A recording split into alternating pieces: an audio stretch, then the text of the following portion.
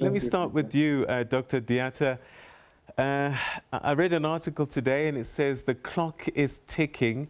Is there enough time if Ethiopia plans to start filling this dam? I mean, this has been on the cards for years and we're now down to a few weeks.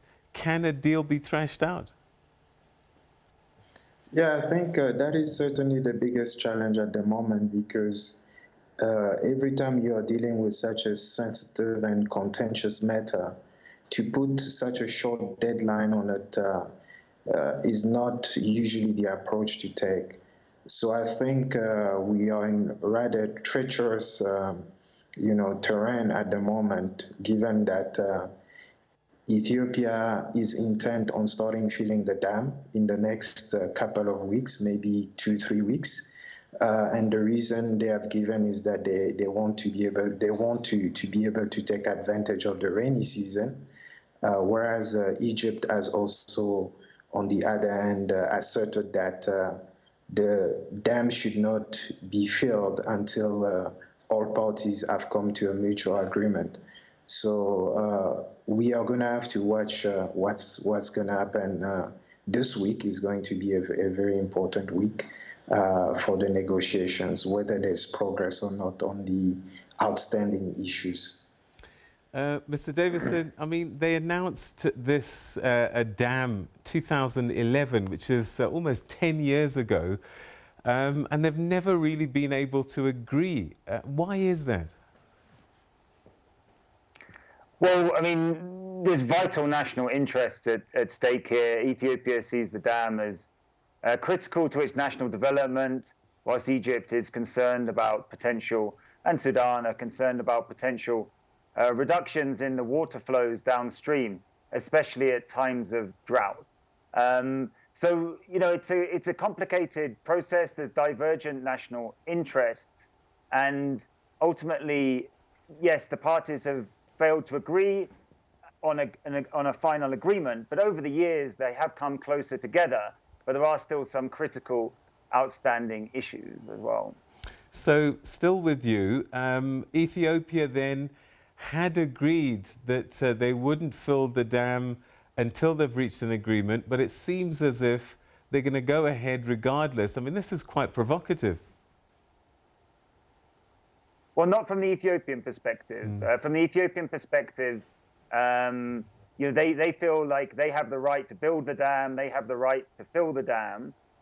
They see filling, the first filling of the dam, as a natural part of construction, and that construction has been agreed by the downstream parties.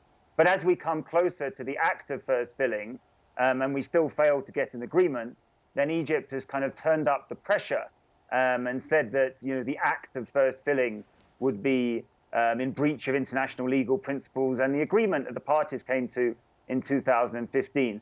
But ultimately, this is a disagreement. So Ethiopia entirely disagrees with that version of events. And as I said, they see that they have every right to build the dam and to fill the dam according to their schedule. And they say that they're going to do this in an internationally responsible manner.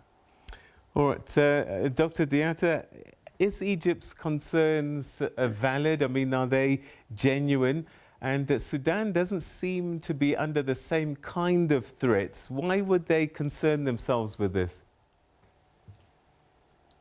Well, I think all the parties have absolutely valid concerns, including Egypt, which depends on, 80% of the water supply of Egypt depends on the Nile. So it is a legitimate concern for Egypt. But even Ethiopia has legitimate concerns and has rightfully argued that the dam project is going to be very critical for its people, because for a country of 110 million people, you've got about 60 to 70 million people without electricity.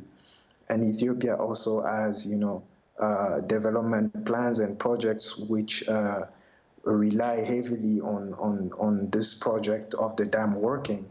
So I think all parties have legitimate concerns. When it comes to Sudan, I think it's less problematic for them, because they would also be getting power supply from the Grand Renaissance Dam, So it will be a win-win situation as far as Sudan is concerned. So I think, though, at this point, what really matters is that the parties have to really try to make concessions. My understanding of the biggest challenge at the moment is that Egypt feels that the agreements that they've reached or the way that they are going about this agreement is not binding enough and does not ensure that all the engagements or the commitments that the different parties are making, including Ethiopia, might not be binding enough. So I think that's really where the sticking point lies at this point in time. All right, so Dr. Diatta, is there a scenario where everybody wins? Yeah, I think as my other panelist was saying, there's been a lot of progress. One of the things, for instance, where there was an agreement was on how long it will take to fill the dam. So initially, Ethiopia, if it were to fill the dam unilaterally, it would take about 2 to 3 years. But the parties came to an agreement whereby the filling of the dam would take between 4 and 7 years, right? And so this was a concession. The only issue at this point is that those are part of the negotiations that have taken place, but no agreement has been signed. And the other important aspect of this is the dispute resolution mechanism, which Egypt argues that should be a proper mechanism as opposed to the parties coming together every year and discussing how they are going to go about, say, releasing water during the drought season, which is one of the points that Egypt at least disagree on. They want to be able to make sure that they have the water supply at all times. But I don't believe that it's entirely impossible to solve at this point. I think that each party simply has to make concessions. But I think at this moment, though, Ethiopia is really in a position where it's trying to reassert its sovereignty over the Nile River, whereas for Egypt, it's also a question of survival. So I fear that we might be in a situation of a mutually hurting stalemate. But I do certainly hope that they'll come to an agreement within the next 2 weeks. All right. So, Mr. Davison, Dr. Diatta raised an interesting point that there was this question about how they resolve disputes. Egypt looking for international arbitration and Ethiopia saying we can settle these issues amongst ourselves. But they've shown that they can't really settle these issues amongst themselves, or can they? Is international arbitration perhaps the better way?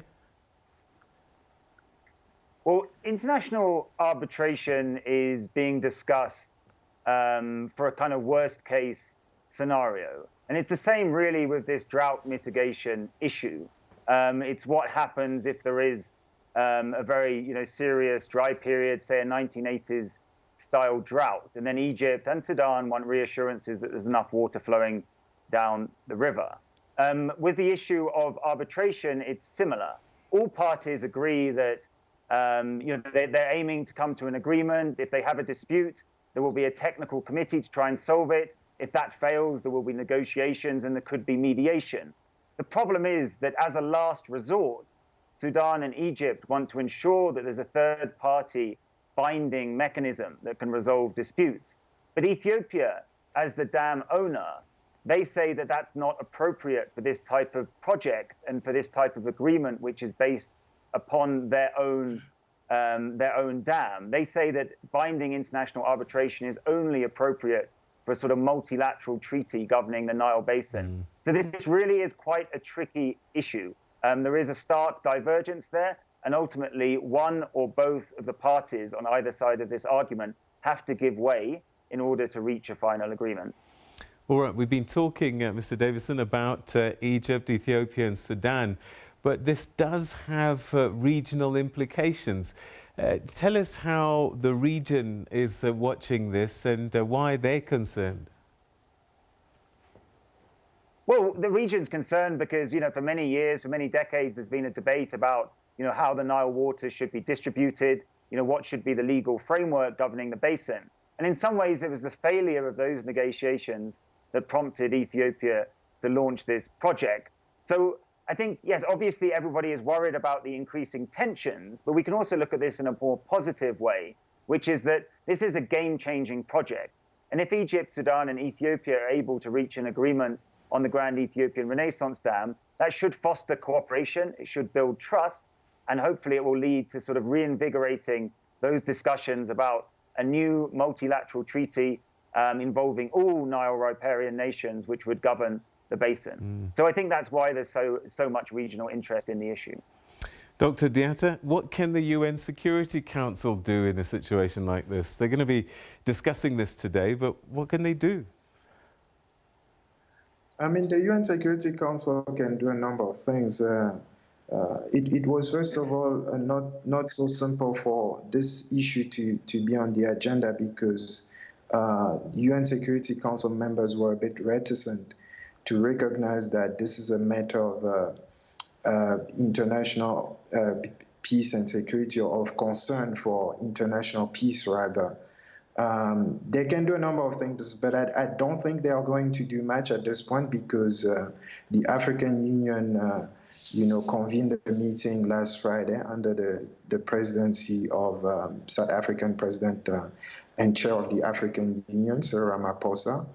So the AU is seized of the matter. So I think that the UN recognizes that, or the Security Council recognizes that now the issue is being dealt with at regional level. So they might come out with, a statement to call all parties to a peaceful resolution of the matter. But I don't think it's going to be any kind of strongly worded a statement or even a resolution. However, I think that at this point in time, given that the matter is in the hands of the African Union, that there is, in my view at least, slightly more hope that the parties will come to an agreement, especially because the African Union has also offered to send in technical experts that are going to try and help the parties iron out those outstanding disagreements that they have. So it seems as though, Sudan, Egypt, and Ethiopia have shown some level of commitment at this point to the African Union-led process. And we will see whether that will bear the fruits that are expected. All right, so perhaps a final word from you, Mr. Davison. Will this dam get filled in a couple of weeks' time? Well, as far as we understand the Ethiopian position, they are absolutely committed to the negotiations, as have been going on for many years, but they are equally committed to the project. And, as I stated earlier, they see filling as a natural part of construction. They reject the idea that filling, beginning to fill the dam without an agreement, is any kind of breach of their international legal obligations or any kind of breach of this 2015 agreement that the parties signed. So whilst Ethiopia is committed to the negotiations and everyone should be focused on getting an agreement in the next 2 weeks, it does appear that Ethiopia will begin to fill the dam as scheduled in the middle of July, regardless of whether there's an agreement or not.